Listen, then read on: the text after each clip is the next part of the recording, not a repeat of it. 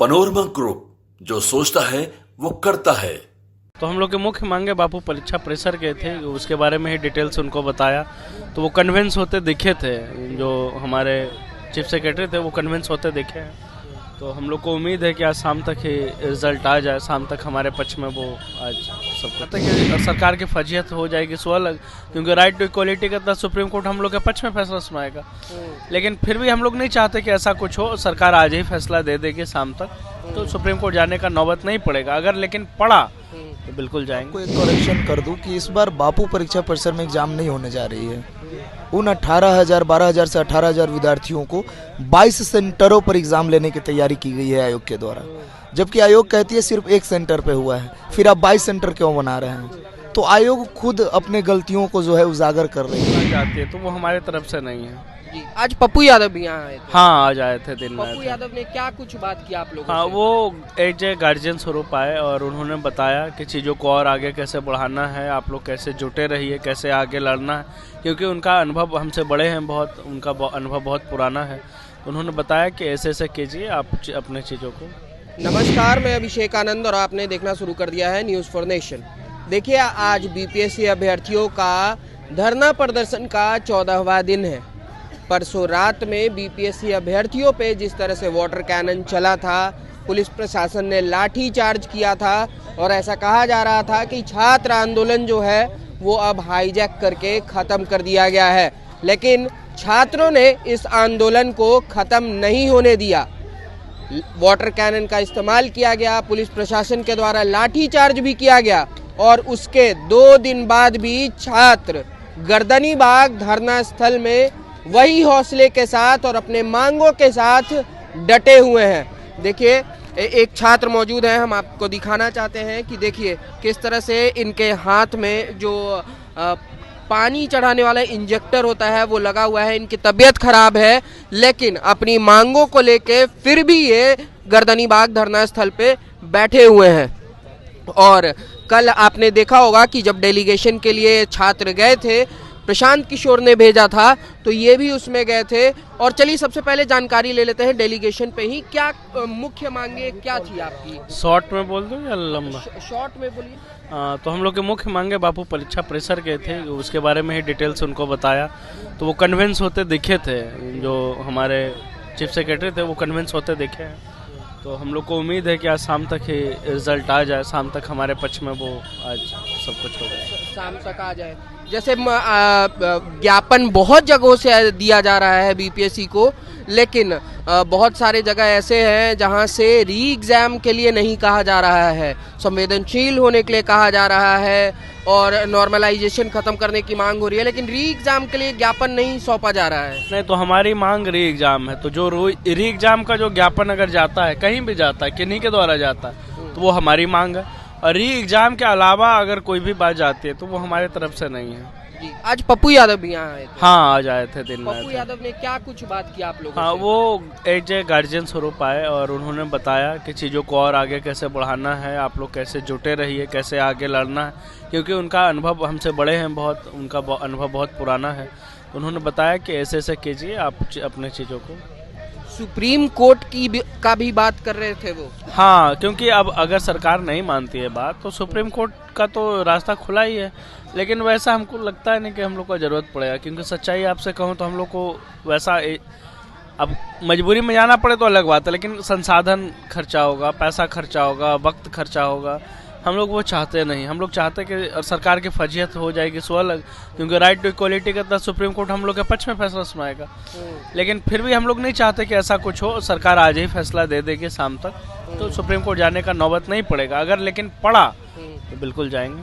प्रशांत किशोर पे आज प्रतिक्रिया देते हुए नजर आ रहे थे पप्पू यादव, क्या कुछ कह रहे थे और छात्रों को क्या समझाने की कोशिश कर रहे थे? देखिए, वो आपस में सब पॉलिटिकल पार्टी हैं, है ना, तो सारे लोग एक दूसरे पे बयानबाजी वो करते ही रहते हैं, तो हम लोग को सब में पचड़े में नहीं फंसना। हम लोग का एक ही डिमांड है री एग्ज़ाम का, और उन लोग से भी कहते हैं कि आप लोग के पास सर बहुत मुद्दे हैं, सबको राजनीति करने का कीजिए, आप लोग राजनीतिक लोग हैं कीजिए, लेकिन हमारे मुद्दे को सब मिल के एक साथ हमारे कंधे में कंधे मिलाइए और हम लोग को न्याय दिलवाइए। हम लोग ये कहना चाहते हैं सबसे। परसों जो छात्रों के साथ हुआ उसके बाद आप प्रशांत किशोर जी के साथ बैठे हुए थे, प्रशांत किशोर जी के साथ आपको देखा गया था।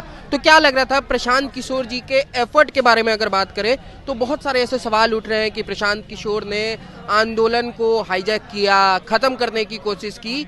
उनके साथ रह के आपको कैसा महसूस हुआ? प्रशांत किशोर का क्या एफर्ट था? देखिए क्या था कि कल बात हुई कि चीफ सेक्रेटरी के पास मिलने जाना, ठीक है, तो हम लोग गए यहाँ से, तो उन्हीं के थ्रू था कि मिलने जाना है, ठीक बात है। तो उन्होंने कहा कि मिलने के पहले एक प्रेस कॉन्फ्रेंस कर लेते ताकि मीडिया बंधुओं को पता चल जाए कि आप लोग जा रहे हैं चीफ सेक्रेटरी से मिलने। हम बोले ठीक बात है। तो वो जो वही प्रेस कॉन्फ्रेंस हो रहा था वहाँ पे हम लोग सब बैठे हुए, तो इसमें क्या दिक्कत है? कोई दिक्कत? हम लोग तो पप्पू यादव जी के साथ भी बैठे हुए हैं, उनके साथ भी हमारा एक डेलीगेशन गया है, तो सबका सहयोग मिल रहा है हम लोग को, तो हम लोग सबका सहयोग ले रहे हैं और अपना काम जो है हमारा री एग्ज़ाम का हम लोग उस पर टिके हुए हैं। प्रशांत किशोर जी के ऊपर ये कहा जा रहा है कि हो सकता है कि छात्रों की मांग पूरी हो जाए तो प्रशांत किशोर जी वो क्रेडिट ले सकते हैं, और क्या लगता है कि प्रशांत किशोर जी वो क्रेडिट के लिए ऐसा कर रहे हैं या सच में छात्रों के, अभ्यर्थियों के लिए वो इस आंदोलन के साथ जुड़े हैं? देखिए ये सारा कुछ का क्रेडिट का तो लड़ाई है ही नहीं, ये लड़ाई सच्चाई का और जीत का।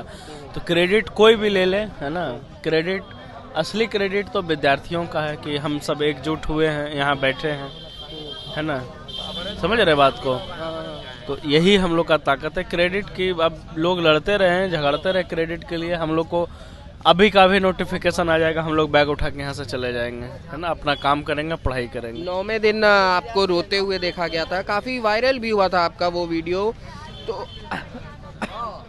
अब क्या लग रहा है कि सच अब कुछ वो उम्मीद की रोशनी दिख रही है? मैं पिछले 4 दिन से हॉस्पिटल में था, लगातार इलाज चल रहा था, तो मेरा तो आमरण अनशन टूट चुका डॉक्टर के कहने पे वहीं पे। तो मैं तो अब धीरे धीरे खा रहा हूँ, खाना वगैरह खा रहा हूँ, और उम्मीद तो पूरी है कि फैसला आज ही आ जाएगा, शाम तक आ जाएगा। दिखाना चाहेंगे कि देखिए अभी भी जो पानी चढ़ाने का इंजेक्टर होता है इनके हाथ में ही लगा हुआ है, और जाहिर तौर से आपको फीवर भी है क्या? जी दर्द है, मार जो लगी है, चोट जो लगी है पैर में चोट उसके लगी वजह से पैर में है, कमर में दर्द है, चेस्ट में पेन है। कैसे ये हुआ?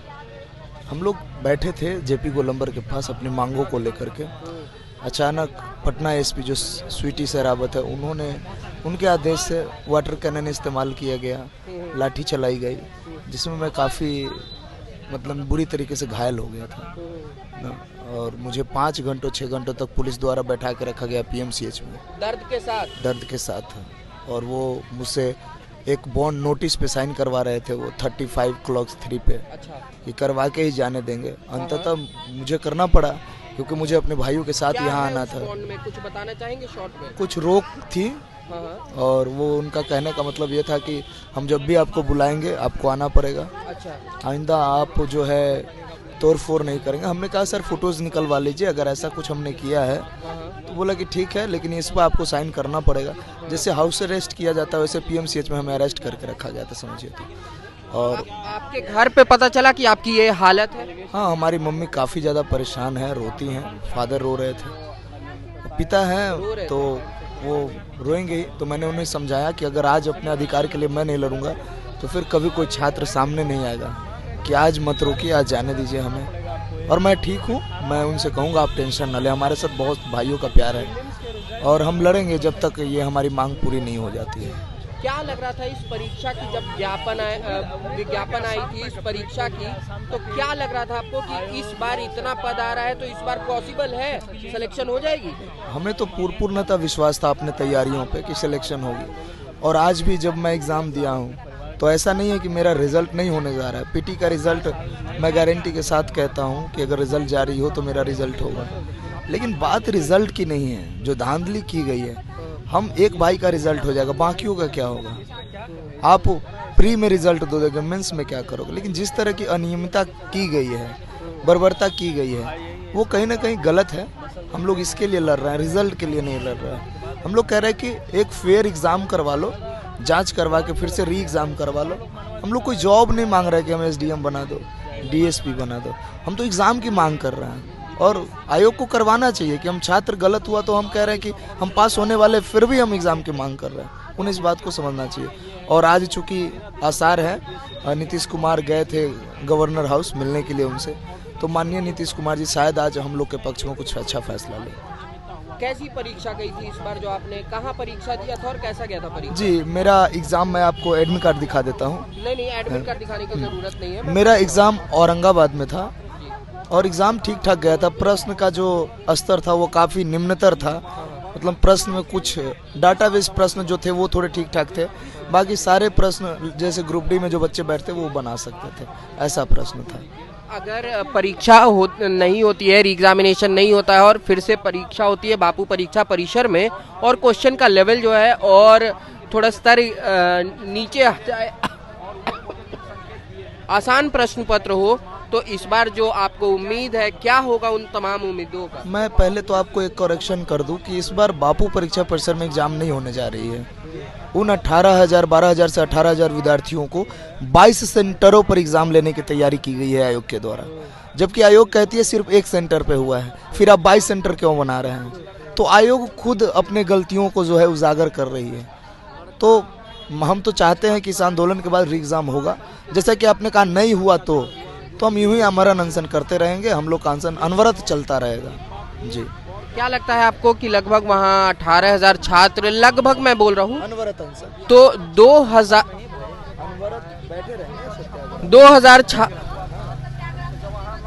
2000 छात्र का ही सिलेक्शन होना है, लगभग 2000 छात्रों का सिलेक्शन होगा, जिसमें से 18,000 छात्रों का फिर से री एग्जामिनेशन हो रहा है।